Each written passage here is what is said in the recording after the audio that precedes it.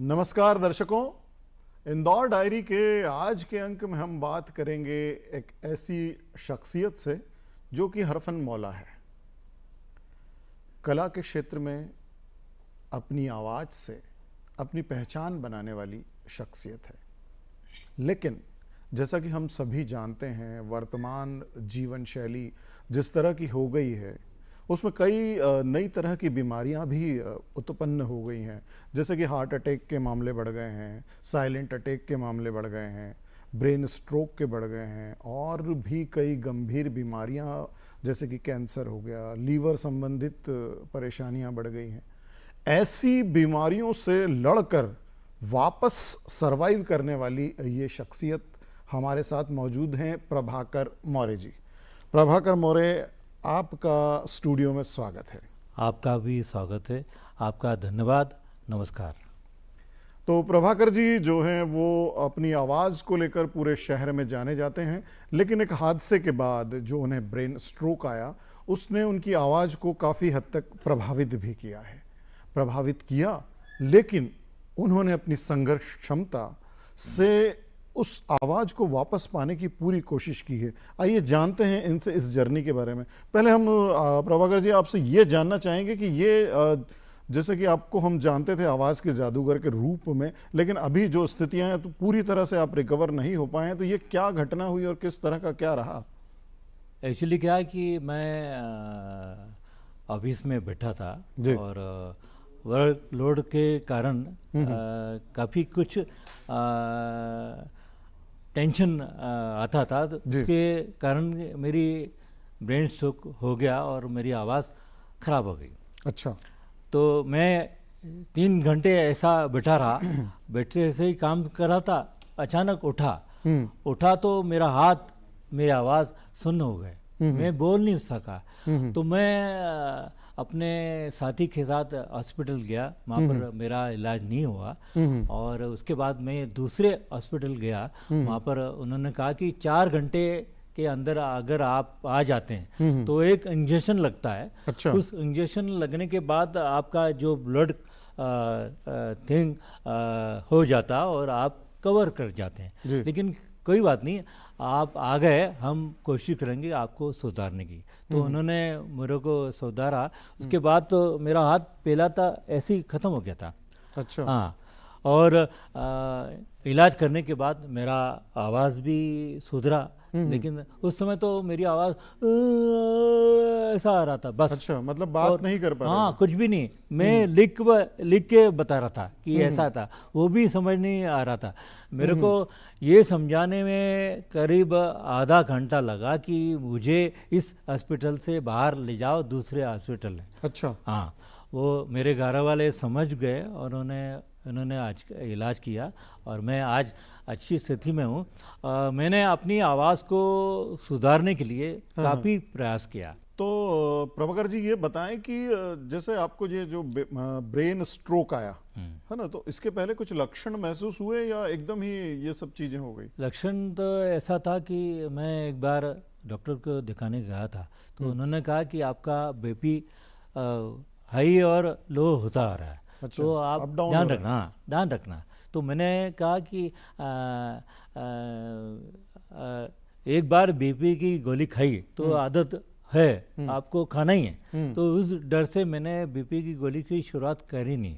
अच्छा। और वो पीरियड निकलता गया, लेकिन घर में अवसर था शादी का, तो टेंशन भी था, ऑफिस का काम और 3 घंटे बैठे रहना।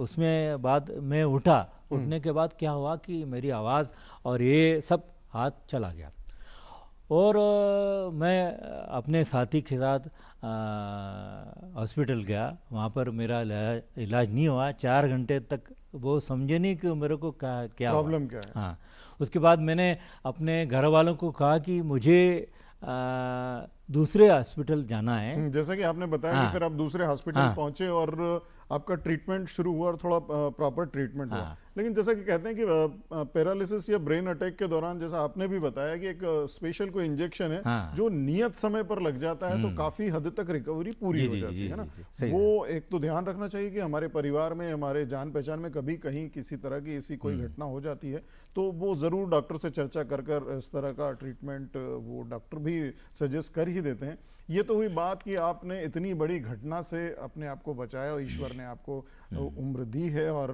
वापस आप सरवाइव कर पाए हैं, आप हमारे सर्वाइवर हैं। ये बताएं कि ये इसके पहले तो आप लगातार स्टेज पर, आकाशवाणी में और विभिन्न कार्यक्रमों में भी अपना एंकरिंग, संचालन और वॉइस ओवर आदि करते रहे हैं।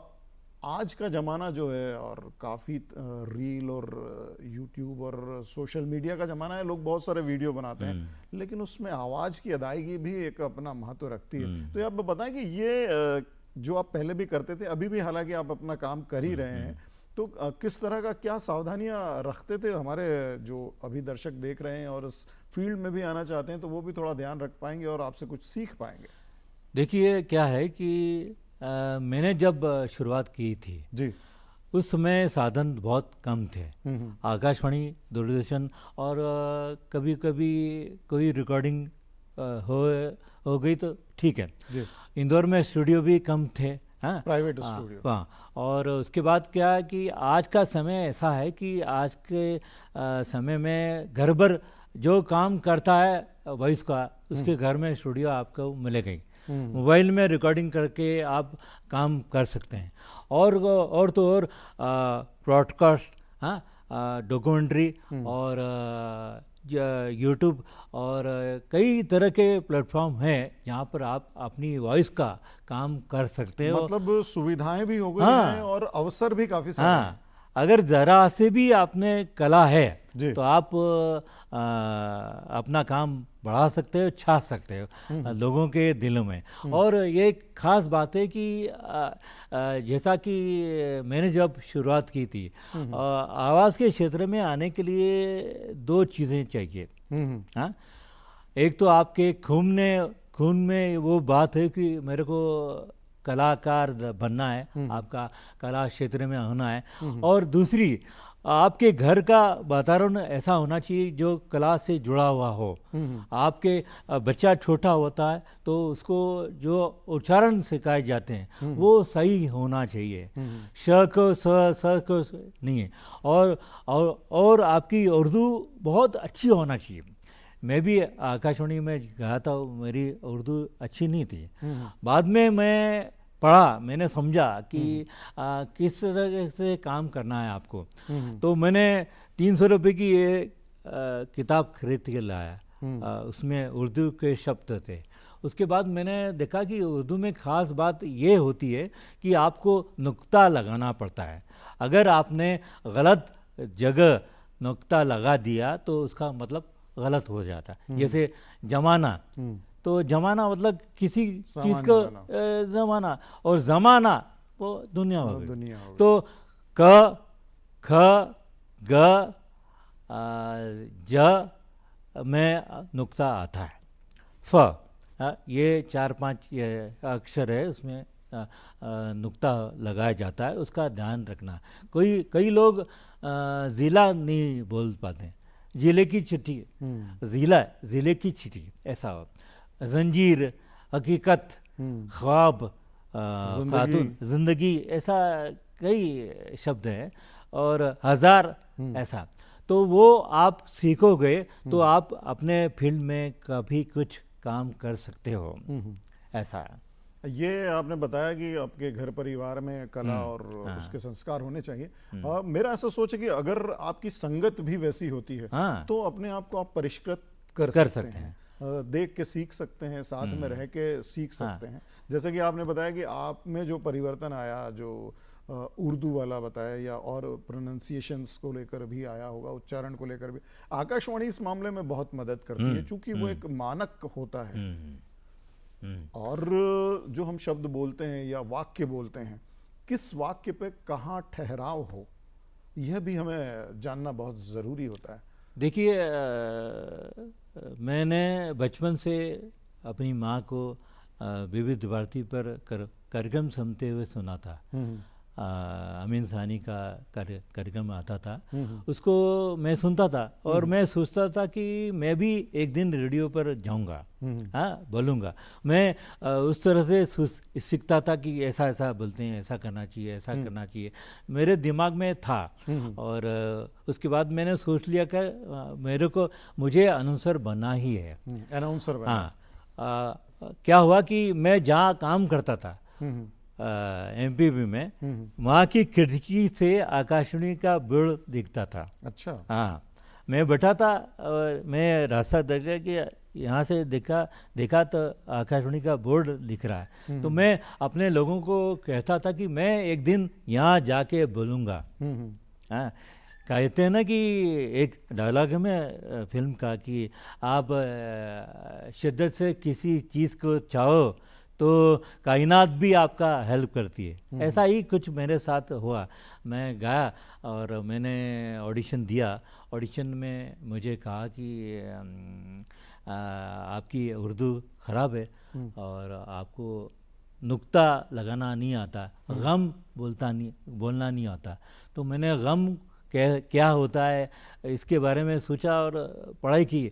तो मैंने क्या उर्दू सीखा। उसके बाद मैं आकाशवाणी के कई कार्यक्रम मैंने किए हैं और ऐसी मेरी शुरुआत हुई।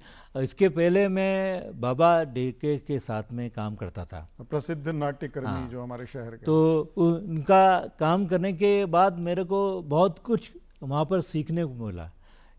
नाटक इंसान को बहुत कुछ सिखाता है, जैसे टाइमिंग, जैसे इमोशन और नियमित रहना और कला के बारे में सोचना, हिम्मत और प्रोत्साहन मिलता है जब दर्शक आपको तालियां बजा के आपका स्वागत करते हैं। आवाज़ का मॉड्यूलेशन, हाँ, वो सब कुछ मैंने इसमें सीखा ड्रामे में। तो बाबा जी ने मेरे को बोला कि आपकी आवाज़ बहुत अच्छी है, तो आप रेडियो पर जाओ। तो मैं रेडियो में आया और मैंने एंट्री की और 1983 में मैंने पहला युवाणी का कार्यक्रम दिया और उसके बाद मेरी जर्नी शुरू हो गई। और जैसा कि आपने सवाल किया था कि किसी चीज़ को बोलने के लिए वजन देना चाहिए, है ना, तो आपकी बात पहुंच जाती है। मतलब हर शब्द पे अलग तरह हाँ, का प्रभाव है। हाँ, किसी एक शब्द हाँ, पर अगर आपने ज्यादा जोर दिया है तो उसका मतलब बदल सकता है। तो थोड़ा सा बताएं, अगर आप इस बारे में जानते हैं तो जरूर हमारे दर्शकों के लिए ये क्या अंतर होता है किस शब्द पर क्या जोर देने से। प्रेम जी, आपने बहुत अच्छी बात की है। इसे जो देख रहे हैं कार्यक्रम वो उनको लाभ होगा। जी जी। जैसे शब्द है आज तेज बारिश हुई, है ना, आज तेज बारिश हुई। इसको ये साधारण शब्द है, आप किस चीज को दर्शाना चाहते हैं। हाँ, जैसे आज तेज बारिश हुई, मतलब इसमें यह दिखाया गया कि आज बारिश। हाँ जी। उसके बाद आज तेज बारिश हुई, है ना, तेज बारिश को मतलब इसमें अब हमने उसके जोर को या उसके तेज को कि किस स्पीड में या किस मात्रा में बारिश हुई। उसके बाद आज तेज बारिश हुई, ऐसा बारिश के बारे में आपने बताया, बारिश पे जोर दिया। हाँ, तो वो आप किसी भी स्क्रिप्ट ले तो आपको पता चलेगा कि आपको कहाँ कौन सा शब्द वजन देना है, कहाँ फ्लो देना है, कहाँ फुल स्टॉप और कहाँ कामा। इसके ध्यान रख के आप अपनी स्क्रिप्ट को बहुत ही अच्छी तरह से कर सकते हैं, ऐसा है। और जैसा ड्रामे में हम देखते हैं मॉड्यूलेशन की बहुत ज़रूरत होती है, उतार चढ़ाव आप कैसा करते हैं, आपके डायलॉग है, कभी आपको चिल्लाना है, कभी आपको स्लो बनना है, कि अनाउंसर को या ड्रामा आर्टिस्ट को या वॉइस ओवर करने वाले व्यक्ति को सातों स्वरों में आपको बोलते आना चाहिए, ऊपर से लेके नीचे तक। वो ऐसा होता कि ये और ये, हाँ, जैसे ये आकाशवाणी है, ये आकाशवाणी है, ये आकाशवाणी है, ये आकाशवाणी है। ऐसा पूरा स्केल हो गया, यहाँ से यहाँ से यहाँ से यहाँ से यहाँ से। एक वॉइस आपकी ऐसे होना चाहिए कि आप किसी भी सुर में आपको डायलॉग मिले तो आप बोल सकते हैं। ये होता है। जैसे एक शब्द है, तुम मुझे मारोगे, क्या? तुम मुझे मारोगे। इस शब्द को आप कितने तरह से बोल सकते हैं?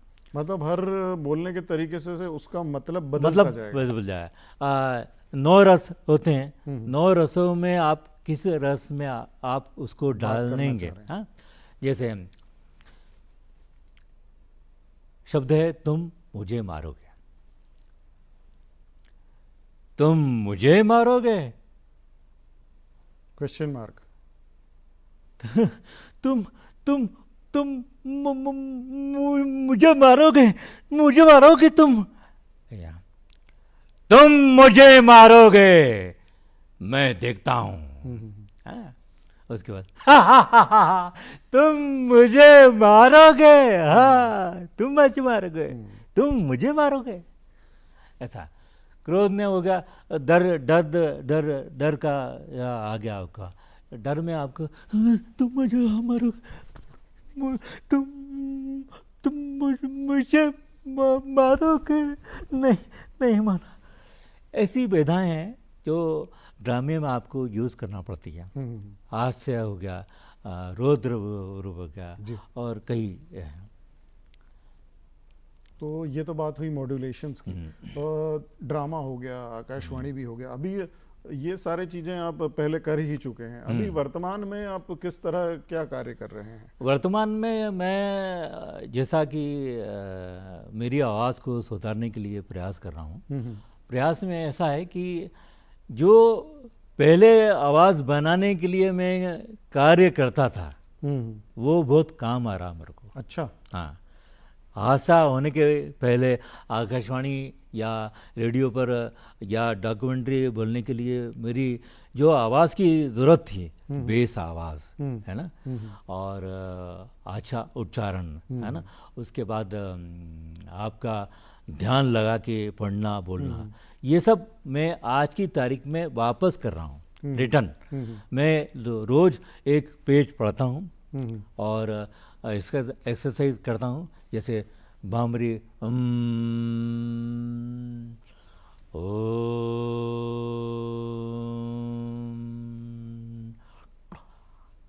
मुँह की एक्सरसाइज, और ज़बान आपको कैसे चलाना है वो ओम। और ख़ास बात मैं बताना चाहूँगा, जो भी रेडियो से, आकाशवाणी से और वॉइस ओवर के क्षेत्र में जुड़ा व्यक्ति है, उसको गाना आना चाहिए। अगर गाना आता है तो वो अपने काम में बहुत अच्छा परफॉर्मेंस कर सकता है। क्योंकि क्या होता है कि सुर की आपको पहचान होती है, सुर कौन सा लगाना। आज यहाँ पर आए तो अगर मेरा गलत सुर लग जाता तो आपकी बातचीत में रिकॉर्ड होती कि मैं ऐसे बोलता, हाँ प्रवीण भाई कैसा है, तो या नीचे प्रवीण भाई आपका बहुत बहुत स्वागत है, आपने मुझे बुलाया और आपका धन्यवाद।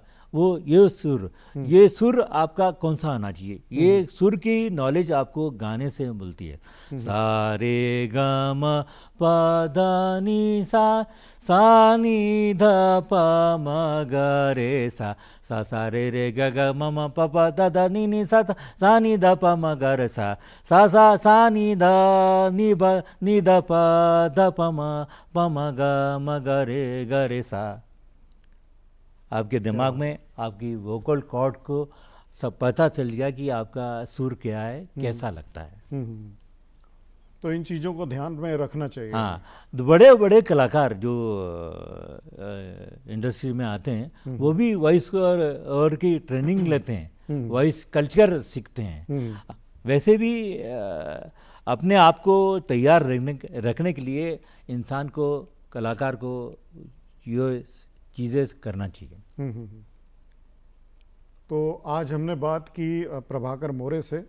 प्रभाकर मोरे जो बहुत अच्छे वॉइस आर्टिस्ट हैं, और एक दुर्घटना के बाद जो उनके साथ हादसा हुआ ब्रेन स्ट्रोक का, उसके बाद उनकी आवाज़ में काफ़ी परिवर्तन आ गया है।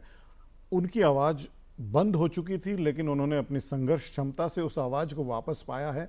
हमारी बातचीत के दौरान आपने महसूस किया होगा कि आवाज़ पूरी तरह से रिकवर नहीं हुई है, लेकिन उनका ज्ञान वैसा ही है और वो कोशिश कर रहे हैं लगातार, और हमें लगता है कि वो शीघ्र ही सामान्य अवस्था में बात कर पाएंगे। उन्होंने आज हमें बहुत अच्छी जानकारी दी, इसके लिए उनका बहुत धन्यवाद।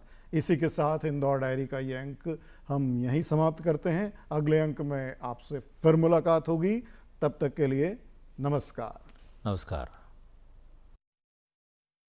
केवल क्रांति शब्द कहने से क्रांति नहीं आ सकती है। हाँ, केवल उपदेशों से मन की भ्रांति नहीं जा सकती है। जब तक कर्म नहीं बदलेंगे तब तक अंकुर सारी दुनिया